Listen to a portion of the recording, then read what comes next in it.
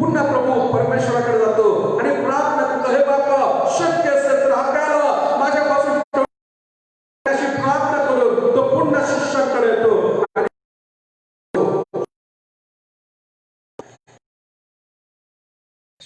आणि मग तो त्यांचे डोळे जड झाले असं म्हटलेलं आहे. त्याला काय उत्तर द्यावं हे त्यांना कळलं. त्याने तिसऱ्यांदा येऊन त्यास म्हणाला, आता झोप 20वा घ्या, पुरे झाली आहे. पहा, मनुष्याचा पुत्र पापी मनुष्याच्या हाती धरून दिला जात आहे. उठा, आपण जाऊ. आणि मला धरून देणारा जवळ आलेला आहे.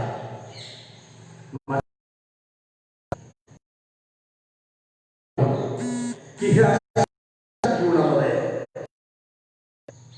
झोप त्यांच्या देहाला म्हटलेला आहे की आत्मा उत्सुक आहे पण देह अशक्त आहे. नाही का वचन 38 मध्ये असं पाहिलं तर त्या ठिकाणी म्हणतो की तुम्ही परीक्षेत पडू नये म्हणून जागृत राहावं, प्रार्थना करा. आत्मा उत्सुक आहे का तरी देह अशक्त आहे. हा देह अशक्त का झाला? या देहाला एवढी झोप का लागली? ज्यावेळेस प्रार्थना करायला पाहिजे होती, ज्यावेळेस ख्रिस्ताबरोबर त्यांनी प्रार्थना करून नाही का आपल्या गुरुच्या आज्ञा पाळाव्याच पाहिजे होत्या, त्यावेळेस ते झोपी गेले होते. ते का झोपी गेले होते? त्यांचा देह अशक्त का झाला होता?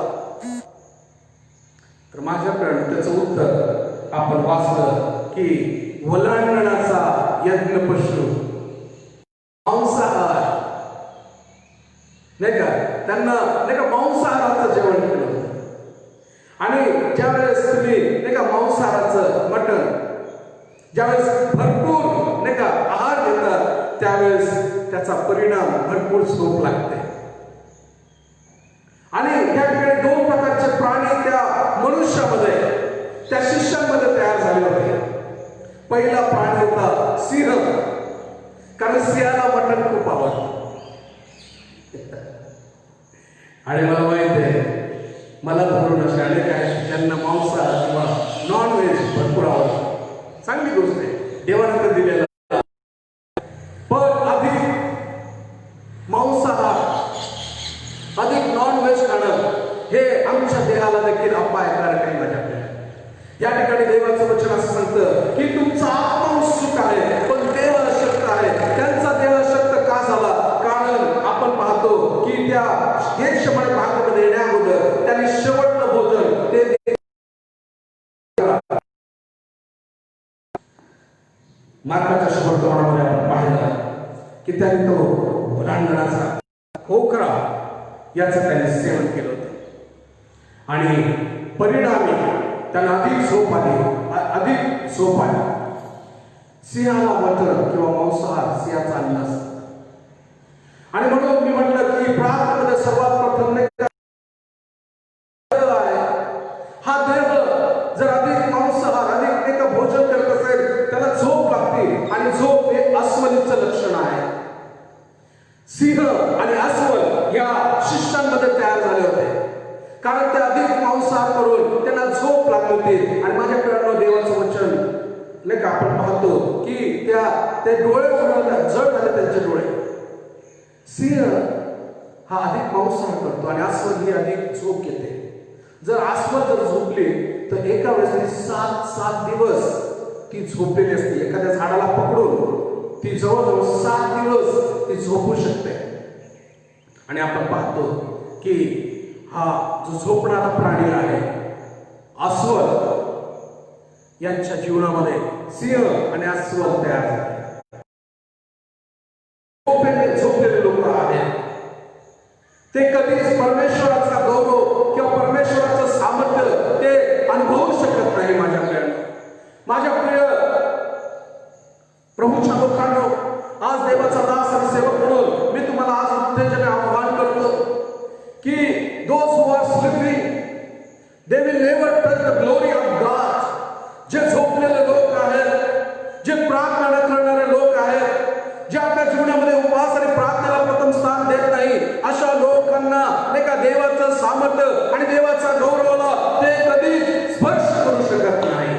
आणि म्हणून तुमच्या आणि माझ्या जीवनामध्ये आम्ही परीक्षेत पडू नये, आम्ही अडकवले जाऊ नये, आम्ही मोहात पडू नये. म्हणून तुम्ही आणि मी प्रार्थना आमच्या जीवनामध्ये हा अविभाज्य आणि प्रथम स्थान आमच्या जीवनामध्ये असलं पाहिजे. आणि म्हणून आपण या ठिकाणी पाहतो की जोपर्यंत तुम्ही आणि मी आमच्या जीवनातला सिंह आणि अस्वल हे ठार मारत नाही आणि येशूच्या नावानं तुम्हाला आणि मला याच्यावरून नाही का विजय मिळवणं शक्य आहे. की अस्वल आणि सिंह जे आमच्या देहाला अशक्त करतात त्याला मारणं खूप गरजेचं आहे. आणि आपण प्रभूच्या कष्टामधून पाहणार आहोत. असा एक राजा होऊन गेला, असा एक सेवक होऊन गेला की त्याच्या जीवनामध्ये त्याने सिंह आणि अस्वल याला ठार मारलेला आहे. ज्यावेळेस तुम्ही सिंह आणि अस्वल आपल्या जीवनामध्ये मारणार आहात म्हणजे अधिक मांसाहार आणि अधिक झोप, माझ्या प्रियांनो तुम्ही राक्षस गल्ल्यात सैतान याला देखील तुम्ही पराजय करू शकणार आहात. आम्ही पाहूया या उरलेल्या 10 मिनिटांमध्ये की 5 मिनिटांमध्ये की दावीद नावाचा एक शेपर्ड बॉय, एक मेंढपाळाचा पुत्र, मेंढपाळ त्याच्या जीवनामध्ये त्यानं कशा रीतीने गोल्यात पटेला तो डोंगर महाकाय, तो सैतान, तो शत्रू त्याचा कसा पराजय केलेला आहे. माझ्याकडे देवाचं वचन तुम्हाला मला पहिले शमूएल 16 अध्यायामध्ये बरंच काही तुम्हाला माहिती आहे की शमूएलानं नाही का दावीदाला कसा अभिषेक केला. कारण परमेश्वराचं वचन नाही का पहिले शमूएल 16 आहे वचन 1 मध्ये असं म्हटलंय की मग परमेश्वराने शमूएलास म्हटले, मी शाऊलास इस्रायलच्या राजपदावरून सुधारून दिले आहे, तर तू त्यांच्यासाठी कोटभर शोक करीत राहणार, शिंगात तेल भरून चल. मी तुला बेथेलेमकडे पाठवतो, कारण मी त्याच्या एका पुत्रास माझ्याकरता राजा निवडलेला आहे. माझ्याकडून आपण या ठिकाणी पाहतो की शमूएल संदेष्टानं इशा नावाचा जो नाही का व्यक्ती होता त्याचे 8 पुत्र होते परंतु नाव दिलेलं नव्हतं. आणि म्हणून शमूएल नाही का बेथलेम मध्ये जातो आणि इशा की तुझ्या सर्व मुलांना नाही का तू माझ्या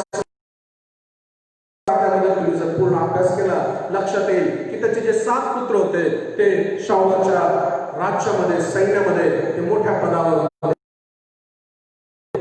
ते कसब आणि नाही का उत्तम त्यांच्याकडे स्किल होतं, युद्ध निपुण कला त्यांच्याकडे होती.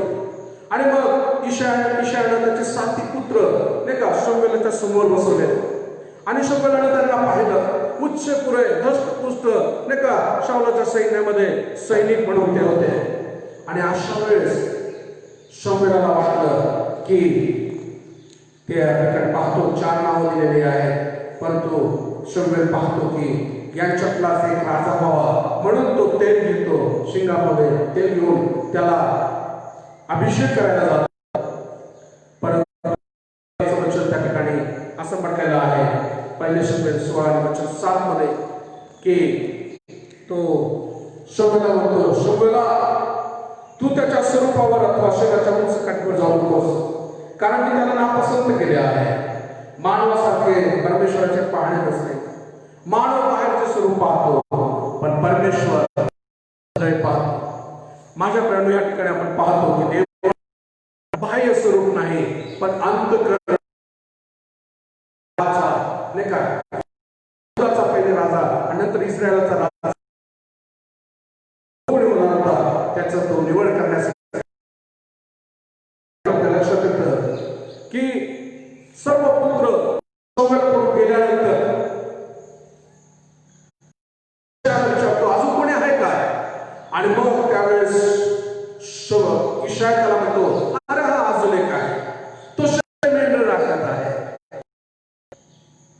आणि मग त्या ठिकाणी असं म्हटलेलं आहे की शमूएल त्याला म्हणतो की सर्वात धाकटा नाही का जो आहे त्याला पहिले बोलावलं पाठव. तो जोपर्यंत येत नाही तोपर्यंत मी तुझ्या घरामध्ये भोजन घेणार नाही. आणि मग असं म्हटलेलं आहे की त्यांनी दावीदाला बोलवून आणलं.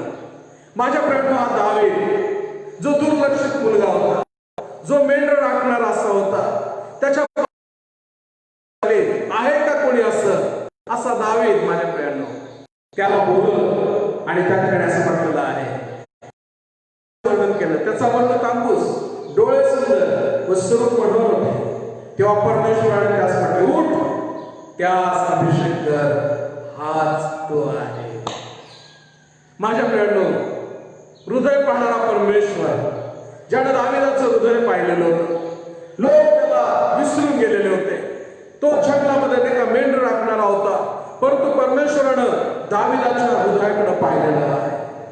आणि म्हणून दावीदाविषयी तो खूप महान आणि मोठी साक्ष देतो आणि म्हणतो, माझ्या हृदयासारखा, माझ्या मनासारखा असा हा दावीद. आणि माझ्या प्रेरणा आपण पाहतो की दावीदाच्या जीवनामध्ये जरी त्याला राजा म्हणून अभिषेक करण्यात आला तरी देखील त्यानं आपल्या जे बापाचा व्यवसाय होता तो व्यवसाय त्याने सांभाळलेला आहे.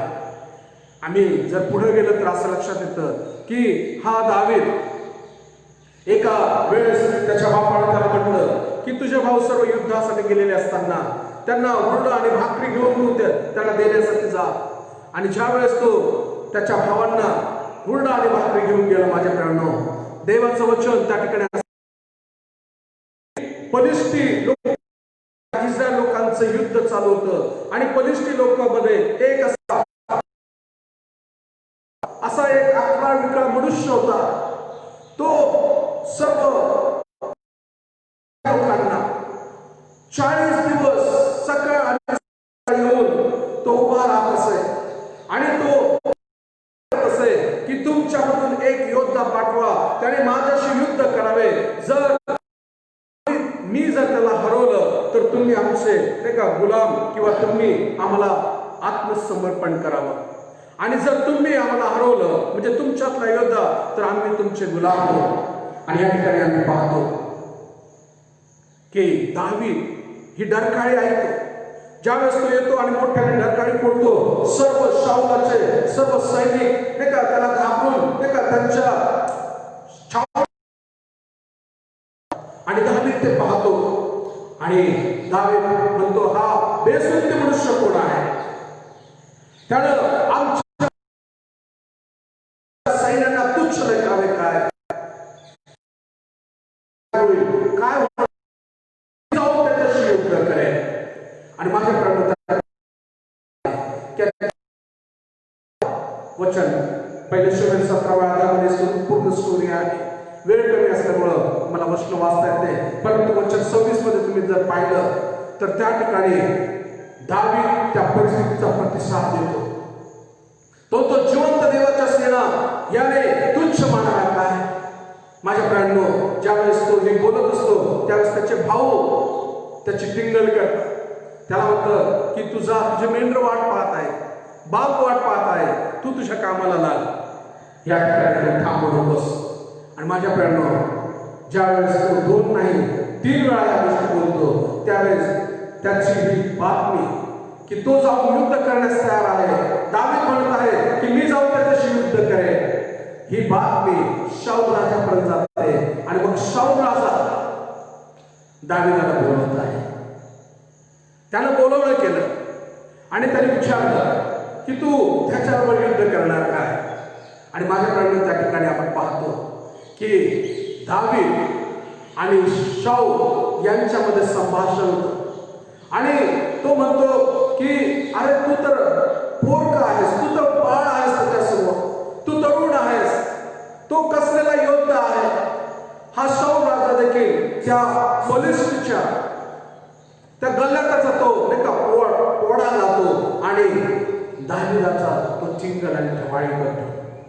आणि माझ्या प्रेरणा पहिले शमूएल 17वा अध्याय आणि वचन 34 मध्ये असं म्हटलेलं आहे. पहिले शमूएल 17वा अध्याय आणि वचन 34 मध्ये. आणि दावीद शाऊलास म्हणाला, बघा ज्यावेळेस दावीद म्हणतो मी त्याच्याशी युद्ध करेन त्याने इस्रायलच्या देवाच्या सैन्याला तुच्छ मानावे काय, मी जाऊन त्याच्याशी युद्ध करेन. आणि हे सर्व बोलत असताना त्याच्या भावाने त्याची टिंगल टवाळी केली, सैनिकांनी टिंगल टवाळी केली. इवन शाऊल त्याचं नाही का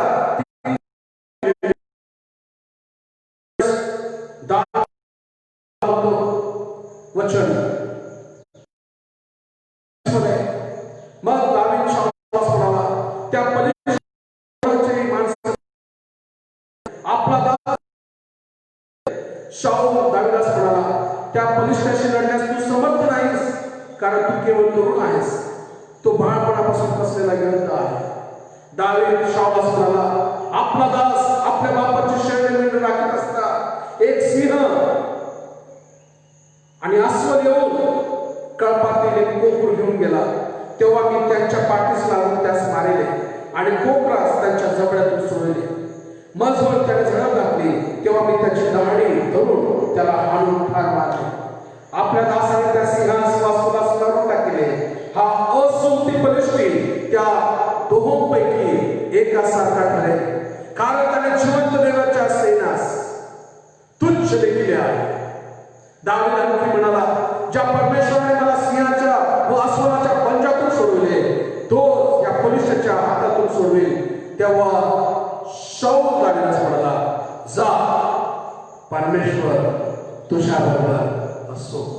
माझ्या प्रिय या ठिकाणी ज्या वेळेस शाऊलाने ऐकलं की दावीदाने त्याच्या जीवनात अस्वलाला ठार केलेलं आहे, त्याला लक्षात आलेलं आहे की आणि मग पुढं तुम्हाला माहिती आहे की दावीदाने फक्त 5 गोटे घेतले, गोफर घेतली आणि एका गोट्यामध्ये एका दगडामध्ये त्यानं तो राक्षस त्याला बोलल्या.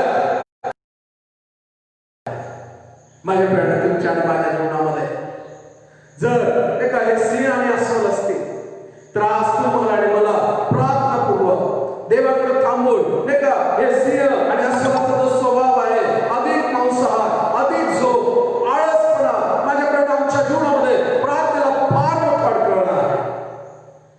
मी पाहत काय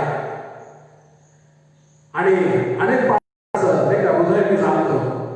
बघा तुम्ही वर्शिप सेमिनार ठेवा, भरपूर लोक आहेत, इव्हन बायबल स्टडीसाठी देखील लोक आहेत, पण ज्यावेळेस तुम्ही उपवास आणि प्रार्थना करतात खूप क्वचित बोटावर मोजण्यासारखे लोक येतात. कारण काय, ते व्यस्त आहे असं म्हणतात का, लबाड आहे, जे म्हणतात मला खूप काम आहे, मी व्यस्त आहे. माझ्याकडे तुमचा येशू आणि माझा येशू देहावस्थेत असताना तो रात्रभर प्रार्थना करायचा, सकाळी उठून मोठ्या पहाटेस प्रार्थना करायचा, दिवसभर प्रार्थना करायचा, लोकांच्या गर्दीत निसटून जाऊन तो प्रार्थना करायचा. प्रार्थना हे त्याचं जीवन होतं. माझ्या प्राण तुम्हाला आणि मला या जगामध्ये असताना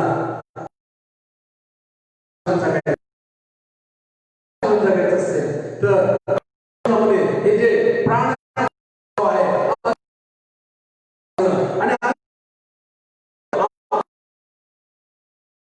पवित्र आत्मा तुम्हाला आणि मला सामर्थ्य देण्यासाठी तयार आहे. तो म्हणतो की त्याला ठार मारण्यामागे काय देणार आहे. त्याला सांगितलं, सर्व सैन्याने सांगितलं की शाऊल महाराज त्याचं आधी प्रॉपर्टी किंवा नाही का अर्ध साम्राज्य त्याच्या हातात देणार आहे, त्याची मुलगी तिच्यावर विवाह करून देणार आहे. परंतु माझ्याकडे देवाचं वचन आम्हाला त्या ठिकाणी वाचवायचं मिळतं. वचन 46 मध्ये तो म्हणाला की आज परमेश्वर तुला माझ्या हाती देईल, मी तुझा वध करेन व तुझे शीर धनापासून वेगळे करेन. मी आज बलिष्ठ सैनिकांची प्रति आकाशातील पक्षास व वनपशूस देईल. तेव्हा इस्रायलामध्ये देव आहे असे अखिल पृथ्वीस विदित होईल. त्याचा उद्देश एकच होता की लोकांना let people know of this earth, या पृथ्वीवरील लोकांना कळू दे की इस्रायलाचा देव हा जिवंत परमेश्वर आहे. आणि माझ्या प्रिय दावीद त्या ठिकाणी गेला परमेश्वराचं नाव घेऊन, आणि परमेश्वरानं त्या गल्ल्यात पडलेल्या त्या राक्षसावर, त्या सैतानावर दावीदाला विजय दिलेला. तुम्ही आणि मी देखील माझ्याकडे आमच्या जीवनामध्ये प्रार्थनेमध्ये जे अडचण आहे ते आपला स्वतःचा देह आहे. हा देह दही आहे, दही गोष्टीमध्ये अनेक चोचले आहे, हे चोचण्यासाठी एक हा देह सुरत असतो. आणि माझ्याकडे तुम्हाला मला देवाने जो आत्मा दिलेला आहे, त्या आत्म्याचा एक स्वभाव बनतो आहे, तो म्हणजे अनुशासन, शिस्त, आध्यात्मिक शिस्त तुमच्या आणि माझ्या जीवनामध्ये प्रेरणा. हा सैतान म्हटलं, हा मोठा पहाड म्हटलेला जर गल्ल्यात मारायचा असेल तर आपल्या जीवनामध्ये अधिक मांसाहार आणि अधिक झोप, सिंह आणि अस्वल हे मारणं खूप आवश्यक आहे. देवा करू या वचनाच्या द्वारे तुम्हाला आशीर्वादित करू. आज मी माझ्या नेटिव्ह प्लेसमध्ये ज्या ठिकाणी माझी आई असते त्यांच्याच गावामध्ये आलेलो आहे आणि या चर्चमधून बेथेल चर्च हातेड तालुका चोपडा जिल्हा जळगाव खानदेश जिथे मी लहानसा मोठा झालो त्या चर्चमधूनच हा संदेश आज मी तुम्हाला देत आहे. पुढच्या बुधवारी आपण अजून एक शेवटचा आठवण पाहणार आहोत. आज आम्ही हा 7वा संदेश ऐकलेला आहे. पुढचा संदेश पुढच्या बुधवारी सकाळी 9:30 वाजता आम्ही अजून त्या आठवण पाहणार आहोत. माझा पूर्ण विश्वास आहे या वचनाच्या द्वारे देवाने तुमची आणि माझी भेट केली आहे. प्रभू करो तुम्हाला आणि मला परमेश्वर हा सिंह आणि अस्वल मारण्यासाठी त्याच्या पवित्र आत्म्याचं सामर्थ्य करू. May God bless you. देव आपल्याला आशीर्वाद द्या. Praise the Lord. Thank you. Stay home, stay safe, stay blessed. Praise the Lord. Amen.